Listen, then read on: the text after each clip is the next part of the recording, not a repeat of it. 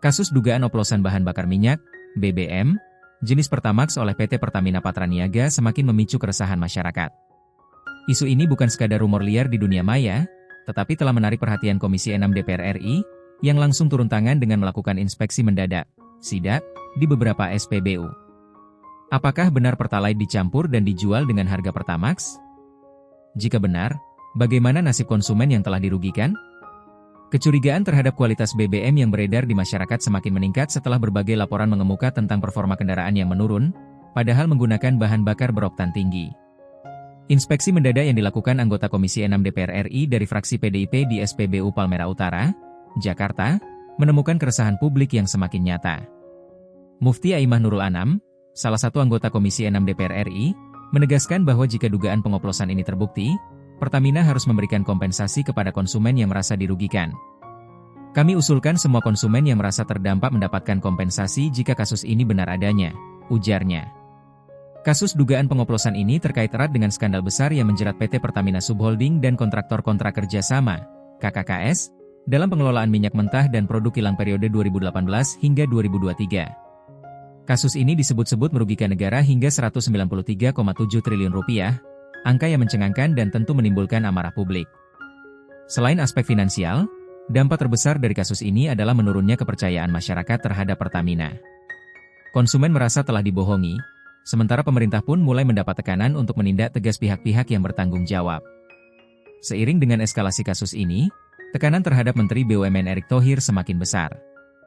Pakar migas Yusri Usman secara tegas mendesak Presiden Prabowo Subianto untuk segera menonaktifkan Erick Thohir dari jabatannya. Menurut Yusri, Erick telah membiarkan ekosistem bisnis minyak mentah, BBM, dan LPG dikuasai oleh kartel minyak yang syarat korupsi. Jika Presiden Prabowo benar-benar berkomitmen memberantas korupsi, maka sebaiknya Menteri BUMN segera dinonaktifkan agar kasus ini cepat terselesaikan, ungkap Yusri. Sejumlah netizen di berbagai platform media sosial pun ikut bersuara, menuntut Erick Thohir untuk bertanggung jawab. Akun TikTok Bukan Kabar Biasa bahkan secara belak-belakan meminta Presiden Prabowo menonaktifkan Erick Thohir.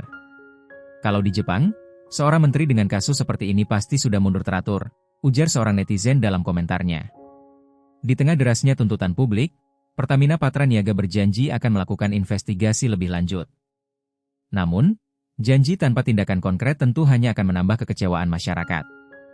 Adi Satria Suryo Sulisto, Wakil Ketua Komisi 6 DPR, memastikan bahwa Komisi 6 akan memanggil manajemen PT Pertamina Patraniaga untuk menjelaskan situasi ini secara transparan.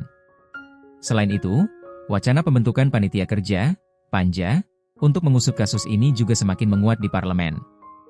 Sudah banyak permintaan dari anggota Komisi 6 yang mendorong keberadaan Panja ini. Saya pun setuju, kita akan bahas lebih lanjut di Komisi 6 dan keputusannya akan segera dibuat, ujar Adi Satria. Kasus dugaan Pertamax oplosan ini adalah ujian besar bagi Pertamina dan pemerintah. Jika terbukti benar, konsekuensinya bukan hanya sanksi hukum bagi pelaku, tetapi juga keharusan memberikan kompensasi bagi konsumen yang merasa dirugikan. Selain itu, apakah desakan untuk mencopot Erick Thohir dari jabatannya akan direspons oleh Presiden Prabowo? Masyarakat menanti tindakan nyata, bukan sekadar pernyataan normatif. Kepercayaan publik terhadap Pertamina sedang berada di titik nadir. Kini, bola panas ada di tangan pemerintah dan Pertamina untuk menunjukkan langkah nyata dalam menangani skandal ini. Akankah ada perubahan besar? Atau kasus ini hanya akan berakhir menjadi catatan kelam lain dalam sejarah industri energi Indonesia?